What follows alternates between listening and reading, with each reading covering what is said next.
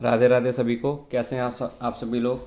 हरे कृष्णा हरे राम, राम राम हरे हरे, हरे कृष्णा कृष्णा कृष्णा कृष्णा कृष्णा हरे हरे। तो चलिए हम अपना श्रीमद् भगवत गीता यथास्वरूप हिंदी संवाद शुरू करते हैं जहाँ से हमने कल छोड़ा था। जय श्री कृष्णा।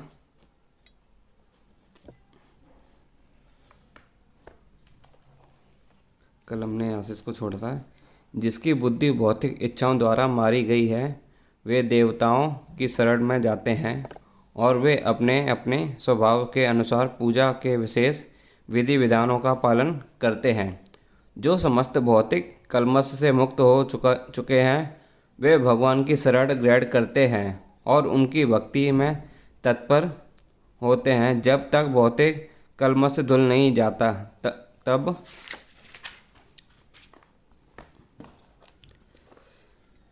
तक वे स्वभाव अवक्त रहते हैं, किंतु जो भौतिक इच्छाओं के होते हुए भी भगवान की ओर से उन्मुख होते हैं वे बाहिरंगा प्रकृति द्वारा आकृष्ट नहीं होते, क्योंकि वे सही उद्देश्य की ओर अग्रसर होते हैं। अतः वे शीघ्र ही सारी भौतिक कामेच्छाओं से मुक्त हो जाते हैं।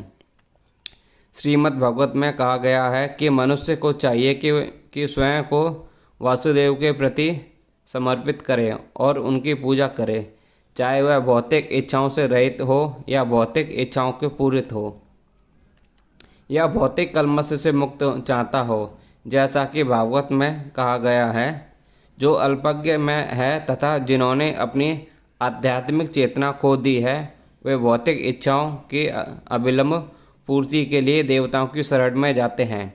सामान्यतः ऐसे लोग भगवान की शरण में नहीं जाते, क्योंकि वे निरंतर गुणों वाले रजोगुणी तथा तमोगुणी होते हैं। अतः वे विभिन्न देवताओं की पूजा करते हैं। वे पूजा के विधि विधानों का पालन करने में ही प्रसन्न रहते हैं। देवताओं के पूजक छोटी छोटी इच्छाओं के द्वारा प्रेरित होते हैं और यह नहीं जानते कि परम लक्ष्य तक किस प्रकार पहुंचा जाए, किंतु भगवत भक्त कभी भी पथग्रस्त नहीं होता, चूँकि वैदिक साहित्य की विभिन्न उद्देश्यों के लिए भिन्न भिन्न देवताओं के पूजन का विधान है। अतः जो भगवत भक्त नहीं है वो सोचते हैं कि देवता कुछ कार्यों के लिए भगवान से श्रेष्ठ हैं, किंतु भगवत भक्त जानता है कि भगवान कृष्ण ही सबके स्वामी हैं। चैतन्य चरित्राम में आदि कहा गया है, कृष्ण और सब व्रत केवल भगवान कृष्ण ही स्वामी हैं और अन्य सब दास हैं। भलंत शुद्ध भक्त कभी भी अपनी आवश्यकताओं की पूर्ति के लिए देवताओं के निकट नहीं जाता, वह तो परमेश्वर पर निर्भर रहता है और वे जो कुछ देते हैं उसी से संतुष्ट रहता है। मैं प्रत्येक जीव के हृदय में परमात्मा स्वरूप स्थित हूँ। जो जैसे ही कोई किसी देवता की पूजा करने की इच्छा करता है वैसे मैं उसकी श्रद्धा को स्थिर करता हूँ जिसमें यह उसी विशेष देवता की भक्ति कर सके। ईश्वर ने एक को स्वतंत्र प्रदान की है, अतः दूसरे पुरुष को भौतिक करने का इच्छुक है और इसके लिए देवताओं की सुविधा चाहता है, तो प्रत्येक हृदय में परमात्मा स्वरूप स्थिर भगवान उसके मनोभावनाओं को जानकर ऐसी सुविधाएं प्रदान करते हैं। समस्त जीवों के परमपिता के रूप में वे उनकी स्वतंत्रता में हस्तक्षेप नहीं करते, अपितु उन्हें सुविधाएं प्रदान करते हैं जिससे वे अपनी भौतिक इच्छाएं पूरी कर सकें। कुछ लोग यह प्रश्न कर सकते हैं कि सर्वशक्तिमान ईश्वर जीवों को ऐसी सुविधाएं प्रदान करके उन्हें माया के पास में गिरने ही क्यों देते हैं। इसका उत्तर यह है कि यदि परमेश्वर उन्हें ऐसी सुविधाएं प्रदान न करे तो फिर वह स्वतंत्रता का कोई अर्थ नहीं रह जाता। अतः वे सबों को पूर्ण स्वतंत्रता प्रदान करते हैं। चाहे कोई पुरुष कितना कुछ करे, किंतु उसका अंतिम उद्देश्य हमें भगवत गीता में प्राप्त होता है। मनुष्य को चाहिए कि अन्य सारे कार्यों को त्याग कर उसकी शरण में आए। इससे मनुष्य सुखी रहेगा। जीवात्मा तथा देवता दोनों ही परमेश्वर की इच्छा के अधीन है। अतः जीवात्मा ना तो स्वेच्छा से किसी देवता की पूजा कर सकता है और ना ही किसी देवता परमेश्वर की इच्छा के विरुद्ध कोई वर दे सकते हैं। जैसी कि कहावत है, ईश्वर की इच्छा के बिना एक पत्ती भी नहीं हिलती। सामान्यतः जो लोग इस संसार में पीड़ित हैं वे देवताओं के पास जाते हैं, क्योंकि वेदों में ऐसा करने का उपदेश है कि अमुक अमुक इच्छाओं वाले को अमुक अमुक देवताओं की शरण में जाना चाहिए। उदाहरणार्थ एक रोगी को सूर्यदेव की पूजा करने का आदेश है।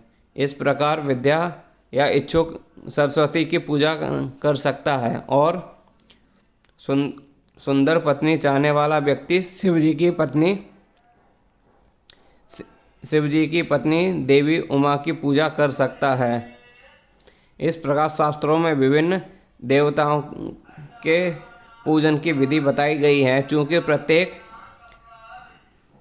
जीव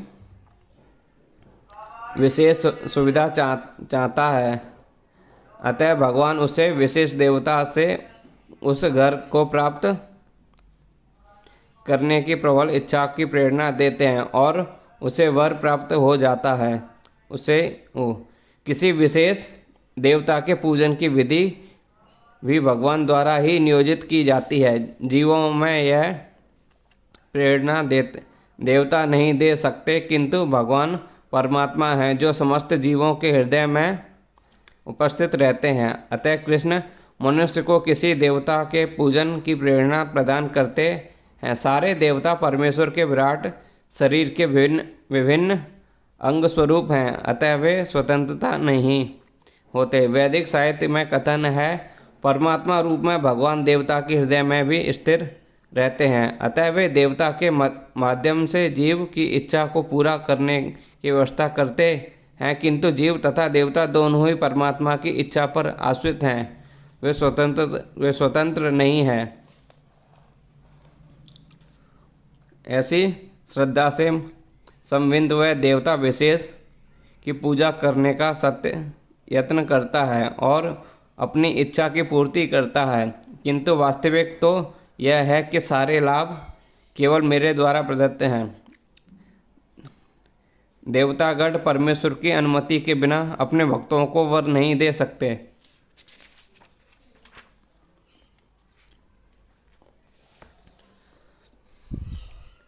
भले ही वह भूल जाए कि प्रत्येक वस्तु परमेश्वर की संपत्ति है, किंतु देवता इसे नहीं भूलते। अतः देवताओं की पूजा तथा वंचित फल की प्राप्ति देवताओं के कारण नहीं, अपितु उनके माध्यम से भगवान के कारण होती है। अल्पज्ञानी जीव इसे जानते हैं, अतः वे मूर्खत्वास देवताओं के पास जाते हैं, किंतु शुद्ध भक्त आवश्यकता पड़ने पर परमेश्वर से ही याचना करता है, परंतु वह मांगता शुद्ध भक्त का लक्षण नहीं। जीव सामान्यतः देवताओं के पास इसलिए जाता है क्योंकि वह अपनी इच्छा पूर्ति के लिए पगलाया रहता है। ऐसा तब होता है जब जीव अनुचित कामना करना है तो जिसे स्वयं भगवान पूरा नहीं करते। चैतन्य चरितामृत में कहा गया है कि जो व्यक्ति परमेश्वर की पूजा के साथ साथ भौतिक योग की कामना करता है वह परम विरोधी इच्छाओं वाला होता है। परमेश्वर की भक्ति तथा देवताओं की पूजा सामान्य स्तर पर नहीं हो सकती, क्योंकि देवता की पूजा भौतिक है और परमेश्वर की भक्ति नितांत आध्यात्मिक है। जो जीव भगवत धाम जाने का इच्छुक है उसे उसके मार्ग में भौतिक इच्छा बाधक है।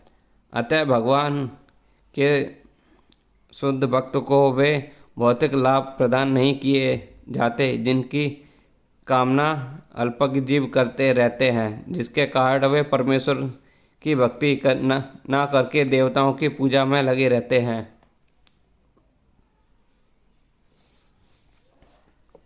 अल्पबुद्धि वाले व्यक्ति देवताओं की पूजा करते हैं और उन्हें प्राप्त होने वाले फल सीमित तथा क्षणिक होते हैं। देवताओं की पूजा करने वाले देवलोक को जाते हैं, किंतु मेरे भक्त अत्यंत मेरे परम धाम को प्राप्त होते हैं। भगवत गीता के कुछ भाष्यकार कहते हैं कि देवता की पूजा करने वाला व्यक्ति परमेश्वर के पास पहुंच सकता है, किंतु यहाँ स्पष्ट कहा गया है कि देवताओं के उपासक भिन्न लोक को जाते हैं। यहाँ विभिन्न देवता स्थिर हैं। ठीक उसी प्रकार जिस तरह सूर्य की उपासना करने वाला सूर्य को या चंद्रमा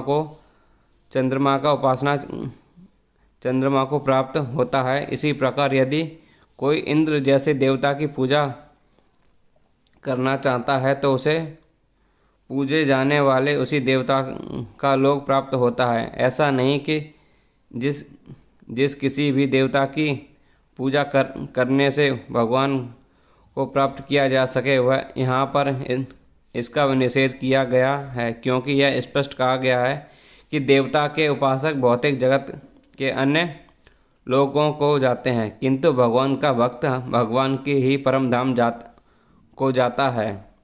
यहाँ पर यह प्रश्न उठाया जा सकता है कि यदि विभिन्न देवता परमेश्वर के शरीर के विभिन्न अंग हैं तो उन सब की पूजा करने से एक ही जैसा फल मिलना चाहिए, किंतु देवताओं के उपासक अल्पज्ञ होते हैं, क्योंकि वे यह नहीं जानते कि शरीर के किस अंग को भोजन दिया जाए। उनमें से कुछ इतने मूर्ख होते हैं कि वे यह दावा करते हैं कि अंग अनेक हैं, अतः भोजन देने के ढंग अनेक हैं, किंतु यह बहुत उचित नहीं है। क्या कोई कानों या आँखों से शरीर को भोजन पहुंचा सकता है? वे नहीं जानते कि यह देवता भगवान के विराट शरीर के विभिन्न अंग हैं, और वे अपने अज्ञानवश यह विश्वास कर बैठते हैं कि प्रत्येक देवता पृथक ईश्वर तथा परमेश्वर के प्रतियोगी हैं। न केवल सारे देवता अपितु सामान्य जीव ही परमेश्वर के अंग वंश हैं। श्रीमद् भागवत में कहा गया है कि ब्राह्मण परमेश्वर के सिर हैं, क्षत्रिय उनकी बाहें हैं, वैश्य उनकी कटी है और तथा शूद्र उनके पाँव हैं, और इन सबके अलग अलग कार्य हैं। यदि कोई देवता को अपना तथा अपने आप को परमेश्वर का अंश मानता है तो उसका ज्ञान पूर्ण है, किंतु यदि वह इसे नहीं समझता तो वह भिन्न लोकों की प्राप्ति होती है। वहाँ देवतागण निवास करते हैं, वह गतवंत नहीं जहाँ पर भगवत भक्त जाते हैं। देवताओं से प्राप्त वर नाशवान होते हैं, क्योंकि इस भौतिक जगत के भीतर सारे देवता तथा उनके सारे उपासक नाशवान हैं। अतः इस श्लोक में स्पष्ट किया गया है कि ऐसे देवताओं की उपासना से प्राप्त होने वाले सारे फल नाशवान होते हैं। अतः ऐसी पूजा केवल अल्पज्ञों द्वारा की जाती है। चूँकि परमेश्वर की भक्ति में कृष्ण भावनामृत में संलग्न व्यक्ति ज्ञान से पूर्ण दिव्यज्ञान आनंदमय लोक की प्राप्ति करता है, अतः उसकी तथा देवताओं के सामान्य उपासक की उपलब्धियां पृथक पृथक होती हैं। परमेश्वर असीम है, उनका अनुग्रह अनंत है तथा उनकी दया भी अनंत है। अतः परमेश्वर की अपने शुद्ध भक्त पर कृपा असीम होती है। बुद्धिहीन मनुष्य मुझको ठीक से न जानने के कारण सोचते हैं कि भगवान कृष्ण पहले निराकार था और अब मैंने इस स्वरूप को धारण किया है। वे अपने अल्पज्ञ के कारण मेरी अविनाशी तथा सर्वोच्च प्रकृति को नहीं जान पाते। देवताओं के उपासक को अल्पज्ञ कहा जा चुका है और इस श्लोक में निर्वेशवादियों को भी अल्पज्ञ कहा गया है। भगवान कृष्ण अपने साकार रूप में यहाँ पर अर्जुन से बातें कर रहे हैं, किंतु तब भी निर्विशेषवादी अपने अज्ञान के कारण तर्क करते रहते हैं कि परमेश्वर का अनंत कोई स्वरूप नहीं होता। श्री रामानुजाचार्य की परंपरा के महान भगवत भक्त यामानुजाचार्य ने इस संबंध में 2 अत्यंत उपयुक्त श्लोक कहे हैं।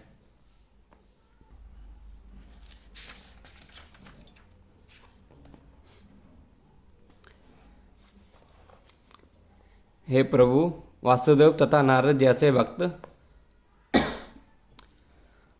आपको भगवान रूप में जानते हैं। मनुष्य विभिन्न वैदिक ग्रंथों को पढ़कर आपके गुण रूप तथा कार्यों को जान सकता है। इस तरह आपको भगवान के रूप में समझा जा सकता है। किंतु जो लोग रजो तथा तमोगुण के वश में हैं ऐसे असुर तथा अभक्त गण आपको नहीं समझ पाते। ऐसे अभक्त देवतांत उपनिषद तथा वैदिक ग्रंथों की व्याख्या करने में कितने ही निपुण क्यों न हो, वे भगवान को नहीं समझ पाते। ब्रह्म संहिता में यह बताया गया है कि केवल वेदांत साहित्य के अध्ययन से भगवान को नहीं समझा जा सकता। परम पुरुष को केवल भगवत कृपा से ही जाना जा सकता है। अतः इस श्लोक में स्पष्ट रूप से कहा गया है, केवल देवताओं के उपासक अल्पज्ञ होते से अपितु अभक्त भी जो कृष्ण भावनामृत से रहित है, जो देवांत तथा वैदिक साहित्य के अध्ययन में लगे रहते हैं, अल्पज्ञ और उनके लिए ईश्वर के साकार रूप को समझ पाना संभव नहीं है। जो लोग परम सत्य को निर्वेश कर मानते हैं, वे अबुद्धता बताए गए हैं कि जिसका अर्थ वे हैं जो लोग परम सत्य के परम स्वरूप को नहीं समझते। श्रीमद् भागवत में बताया गया है कि निर्वेश ब्रह्म ही परम अनुभूत प्रारंभ होती है, जो ऊपर उठती है, अंतर्यामी परमात्मा तक जाती है। किंतु परम सत्य की अंतिम अवस्था तो भगवान है। आधुनिक निर्वेशवादी तो और भी अधिक अल्पज्ञ है, क्योंकि वे अपने पूर्वगामी शंकराचार्य का भी अनुसरण नहीं करते, जिन्होंने स्पष्ट बताया है कि कृष्ण परमेश्वर हैं। अतः निर्वेशवादी हैं। परम सत्य को न जानने के कारण सोचते हैं कि कृष्ण देवकी तथा वासुदेव के पुत्र हैं, या कि राजकुमार हैं, या कि शक्तिमान जीवात्मा है। भगवत गीता में भी इसकी प्रदर्शना की गई है। अवजानन्ति मां मूढ़ा मानुषी तमुमानिस, केवल मूर्ख ही मुझे सामान्य पुरुष मानते हैं। तथा तो यह कि कोई भक्ति के बिना, कृष्ण भावनामृत विकसित किए बिना कृष्ण को नहीं समझ सकता। इसकी पुष्टि भागवत में हुई है। हे प्रभु, यदि आपके चरण कमलों की रंच मात्र भी कृपा प्राप्त कर लेता तो वह आपकी महानता को समझ सकता है। किंतु जो लोग भगवान को समझने के लिए मानसिक कल्पना करते हैं, वे वेदों का वर्षों तक अध्ययन करके भी नहीं समझ पाते। कोई ना तो कोई मनोधर्म द्वारा, ना ही वैदिक साहित्य की व्याख्या द्वारा भगवान कृष्ण या उनके रूप को समझ सकता है। भक्ति के द्वारा ही उन्हें समझा जा सकता है। जब मनुष्य हरे कृष्णा कृष्णा कृष्णा हरे हरे, हरे राम राम राम हरे हरे, इस महानतम जब से प्रारंभ करके कृष्ण भावनामृत में पूर्णतः तमन्य हो जाता है, तभी वह भगवान को समझ सकता है। अभक्त निर्वेशवादी मानते हैं कि भगवान कृष्ण का शरीर इसी भौतिक प्रकृति का बना है और उनके कार्य, उनका रूप इत्यादि सभी माया है। ये निर्वेशवादी कहलाते हैं। ये परम सत्य को नहीं जानते। जो लोग कामेच्छाओं से अंधे हैं, वे अन्य देवताओं की शरण में जाते हैं। यह स्वीकार किया गया है कि भगवान के अतिरिक्त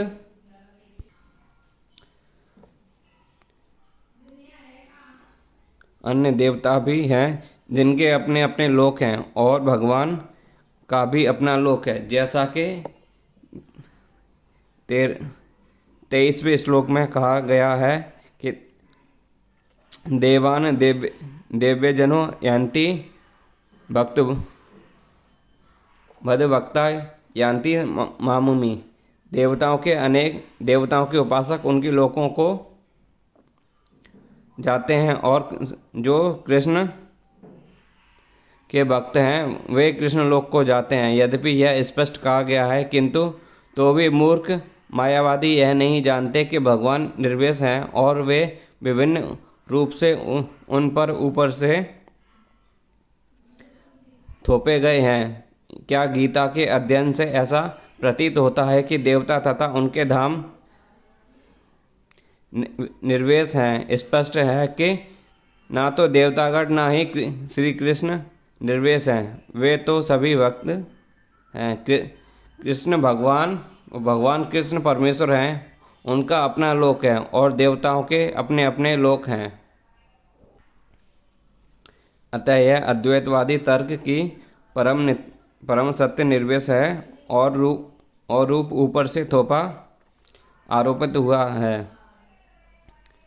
सत्य नहीं उतरता। यह यहाँ स्पष्ट बताया गया है कि ऊपर से थोपा हुआ है। भगवद गीता में हम स्पष्टता समझ सकते हैं कि देवताओं के रूप तथा परमेश्वर का स्वरूप साथ साथ विद्यमान है और भगवान कृष्ण सच्चिदानंद रूप वेद भी पुष्टि करते हैं कि परम सत्य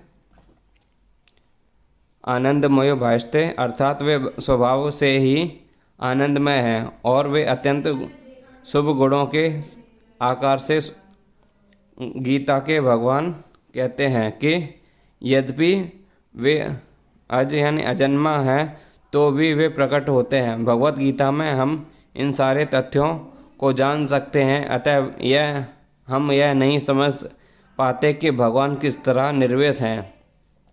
यहाँ तक कि गीता के कथन है उसके अनुसार निर्विशेषवादी अद्वैतवादियों को यह आरोपित सिद्धांत मिथ्या है। यहाँ पर स्पष्ट है कि परम सत्य भगवान कृष्ण के रूप में व्यक्तित्व दोनों हैं।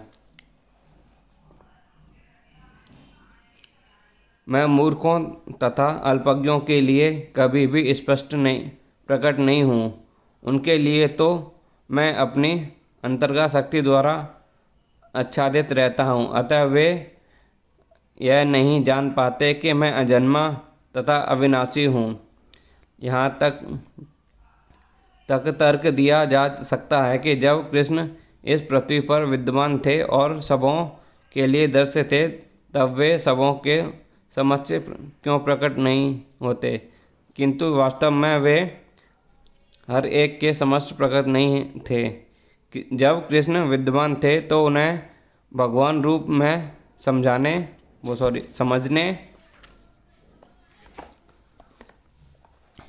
वाले व्यक्ति थोड़े ही थे। जब कुरु सभा में शिशुपाल ने कृष्ण के समक्ष चुने जाने का विरोध किया तो भीष्म ने कृष्ण के नाम का समर्थन किया और उन्हें परमेश्वर घोषित किया।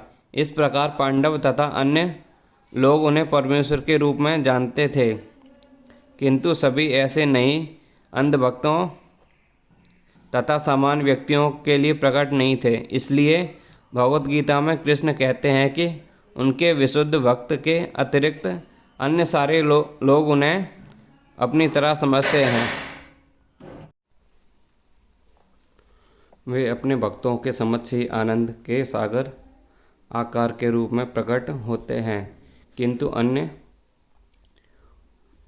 अन्यों के लिए अल्पज्ञ अभक्तों के लिए अपनी अंतरंगा शक्ति से अवंचित रहते हैं। श्रीमद् भागवत में कुंती ने अपनी प्रार्थना में कहा है कि भगवान योग माया के आवरण से आवृत हैं, अतः सामान्य लोग उन्हें समझ नहीं पाते। मैं भी इस योग माया आवरण की पुष्टि हुई है। इस वक्त प्रार्थना है, हे भगवान, आप समग्र ब्रह्मांड के पालक हैं और आपकी भक्ति सर्वोच्च धर्म है। अतः मेरी प्रार्थना है कि आप मेरा पालन करें। आपका दिव्य रूप योग माया से आवृत है। ब्रह्म ज्योति आपकी अंतर्गत शक्ति का आवरण है। कृपया इस तेज को हटा लें, क्योंकि यह आपके सच्चिदानंद विग्रह के दर्शन में बाधक है। भगवान अपने दिव्य सच्चिदानंद रूप में ब्रह्म ज्योति को अंतर शक्ति से आवृत हैं, जिसके फलस्वरूप अज्ञानी निर्विशवादी परमेश्वर को नहीं जान पाते।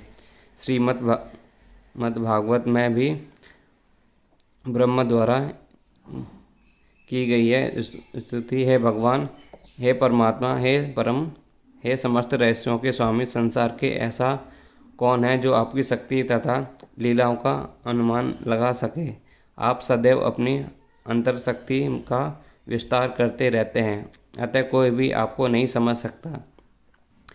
विज्ञानी तथा विद्वान भले ही भौतिक जगत की परमाणु संरचना या विभिन्न ग्रहों का अभिहरण कर लें, किंतु अपने समक्ष आपके विद्वान होते हैं वे भी आपकी शक्ति का गणना करने के असमर्थ हैं। भगवान कृष्ण न केवल अजन्मा हैं अपितु अव्यय भी हैं, सच्चिदानंद रूप में हैं और उनकी शक्तियाँ अव्यय हैं। हे अर्जुन, श्री भगवान होने के नाते मैं कुछ भूतकाल से घटित हो चुका हूँ, जो वर्तमान में घटित हो रहा है और जो आगे होने वाला है, वह सब कुछ जानता हूँ। मैं समस्त जीवों को भी जानता हूँ, किंतु मुझे कोई नहीं जानता। यहाँ पर तर्क, सार्थकता तथा निकार्थक का स्पष्ट उल्लेख है। यदि भगवान कृष्ण का स्वरूप माया होता है, जैसा कि मायावादी मानते हैं, तो उन्हें जीवात्मा की भांति अपना शरीर बदलना पड़ता और विगत जीवन के लिए वे सब कुछ विस्मरण हो जाते। कोई भी भौतिकवादी देहधारी अपने विगत जीवन की स्मृति बनाए नहीं रख पाते, ना ही वह भावी जीवन के विषय में या वर्तमान जीवन के उपलब्धि के समय भविष्यवाणी कर सकता। अतः वह यह नहीं जानता कि भूत, वर्तमान तथा भविष्य में क्या घट रहा है। भौतिक कल्मश से मुक्त हुए बिना वह ऐसा नहीं कर सकता। सामान्य मनुष्यों में विभिन्न भगवान कृष्ण स्पष्ट कहते हैं कि वे यह भली भांति जानते हैं कि भूत काल में ऐसा क्या घटा, वर्तमान में ऐसा क्यों हो रहा है और भविष्य में क्या होने वाला है, लेकिन सामान्य मनुष्य ऐसा नहीं जानता। चतुर्थ अध्याय में हम देख चुके हैं कि लाखों वर्ष पूर्व उन्होंने सूर्यदेव को व्यवस्थान को जो उपदेश दिया था वह उन्हें स्मरण है। कृष्ण प्रत्येक जीव को जानते हैं, क्योंकि वे सबों के हृदय में परमात्मा के रूप में स्थिर हैं, किंतु अल्पज्ञानी प्रत्येक जीव के हृदय के परमात्मा के रूप में स्थित होने तथा श्री भगवान के रूप में उपस्थित रहने पर श्री कृष्ण को परम पुरुष के रूप में नहीं जान पाते, भले ही वे निर्विशवादी ब्रह्म को क्यों न समझ लेते हैं। और निस्संदेह श्री कृष्ण दिव्य शरीर अनश्वर है, वे सूर्य के समान हैं और माया बादल के समान। भौतिक जगत में हम सूर्य को देखते हैं, बादलों को देखते हैं और विभिन्न नक्षत्र तथा ग्रहों को देखते हैं। आकाश में बादल इन सबों का अल्पज्ञ के लिए ढक सकता है, किंतु यह आवरण हमारी दृष्टि तक सीमित रहता है। सूर्य, चंद्रमा तथा सारे तारे सचमुच डटे नहीं होते। इसी प्रकार माया परमेश्वर की आवंचित नहीं कर सकती। वे अपनी अंतरंगा शक्ति के कारण अल्पज्ञों को दृश्य नहीं होते, जैसा कि अध्याय में 33 श्लोक में कहा गया कि करोड़ों पुरुषों में कुछ ही सिद्ध बनने का प्रयत्न करते हैं और सहस्त्रों ऐसे सिद्ध पुरुष में कोई ना कोई एक भगवान कृष्ण को समझ पाता है। भले ही कोई निराकार ब्रह्म या अंतर्यामी परमात्मा की अनुभूति के कारण सिद्ध हो ले, किंतु कृष्ण भावनामृत के बिना वह श्री कृष्ण को समझ नहीं सकता।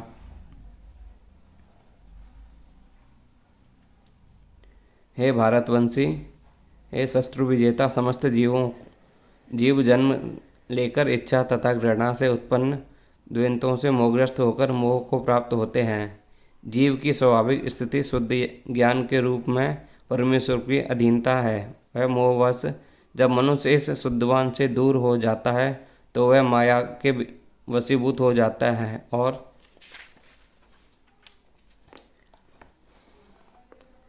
भगवान को नहीं समझ पाता। यह माया इच्छा तथा घृणा के द्वंद्व रूप में प्रकट होती है।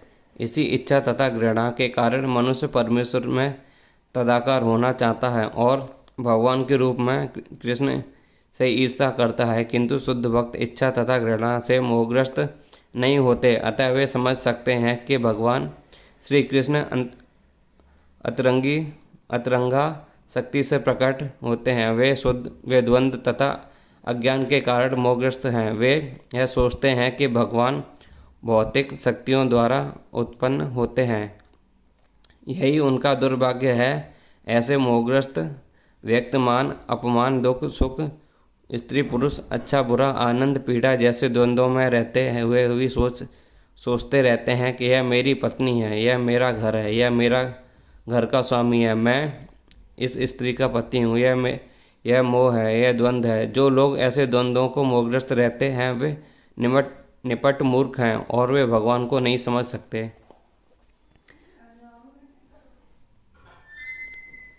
जिन मनुष्यों ने पूर्व जन्मों तथा इस जन्म में पुण्य कर्म किए हैं और जिनके पाप कर्मों का पूर्णतः उच्छेदन हो चुका है, वे मोहग्रस्त द्वंद्वों से मुक्त हो जाते हैं और वे संकल्प पूर्व मेरी सेवा में तत्पर होते हैं। इस अध्याय में उन लोगों का उल्लेख है जो दिव्य पद को प्राप्त करने के अधिकारी हैं, जो पापी, नास्तिक, मूर्ख तथा कपटी और उनके इच्छा तथा घृणा द्वंद्व को पार कर पाना कठिन है। केवल ऐसे पुरुष भक्ति स्वरूप क्रमशः भगवान के शुद्ध ज्ञान को प्राप्त करते हैं, जिन्होंने धर्म के विधि विधानों का अभ्यास करने, पुण्य कर्म करने तथा पाप कर्म के जीतने में अपना जीवन लगाया है। फिर वे क्रमशः भगवान का ध्यान समाधि में करते हैं। आध्यात्मिक पद पर आसीन होने से यही विधि में शुद्ध भक्तों के संगति में कृष्ण भावनामृत के अंतर्गत ही ऐसा पद प्राप्ति संभव है, क्योंकि महान भक्त की संगति से ही मनुष्य मोह से उबर सकता है। श्री भागवत में कहा गया है कि यदि कोई सचमुच मुक्ति चाहता है तो उसे भक्तों की सेवा करनी चाहिए, किंतु वह भौतिकवादी पुरुषों की संगति करता है, वह संसार के गहन अंधकार की ओर अग्रसर होता रहता है।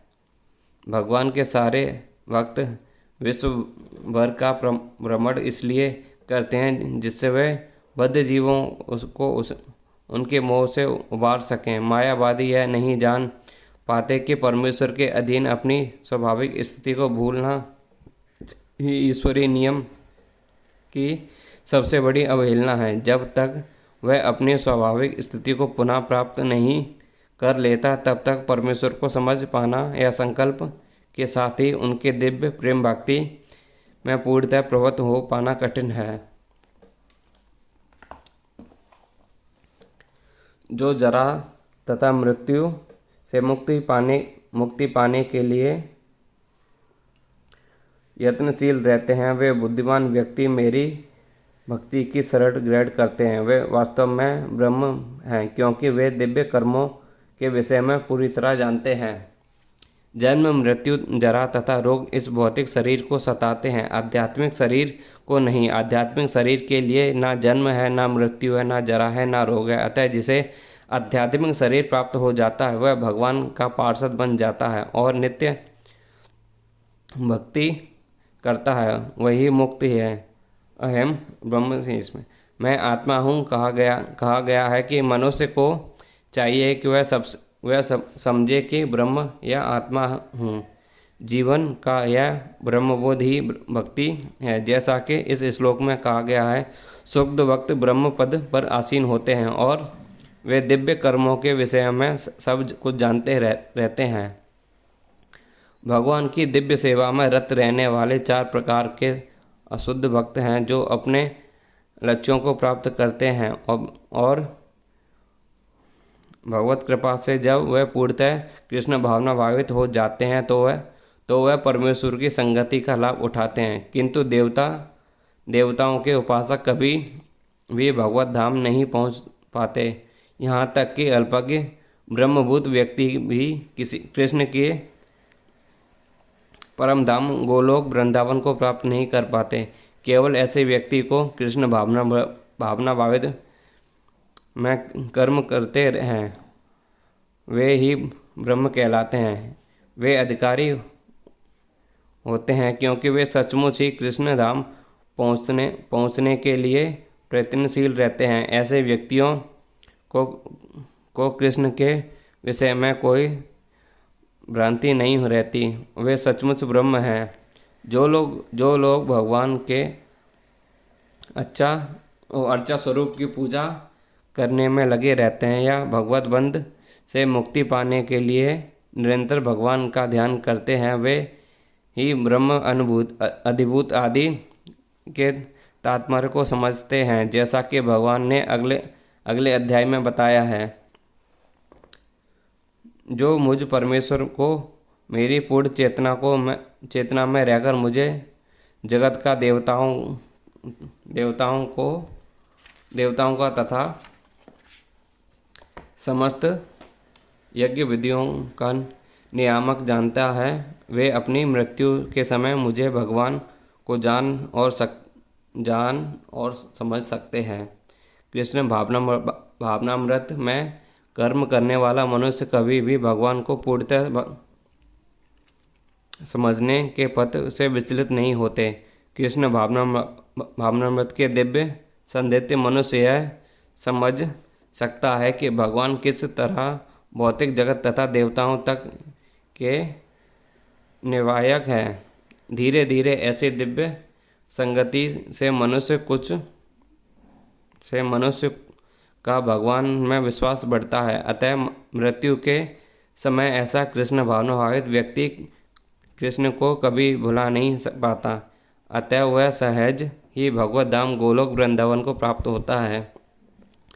यह 7वां अध्याय विशेष रूप से बताया गया है कि किस तरह पूर्णतः कृष्ण भावना भावित हो सकता है। कृष्ण भावना का शुभारंभ ऐसे व्यक्तियों से सन्निहित से होता है जो कृष्ण भावना भावित होते हैं।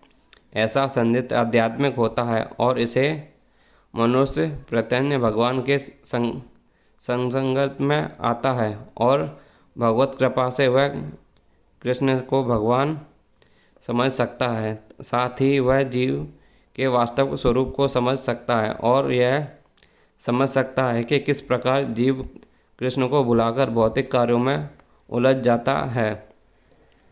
सत्य गति में रहने से कृष्ण भावना के क्रमिक विकास से जीव को यह समझ सकता है कि किस प्रकार कृष्ण को भुलाने से वह प्रकृति के नियमों द्वारा बद्ध हो सकता है। वह यह भी समझ सकता है कि यह मनुष्य कृष्ण भावनामृत को पुनः प्राप्त करने के लिए मिला है। अतः इसका सदुपयोग परमेश्वर की अद्वितीय कृपा प्राप्त करने के लिए चाहिए।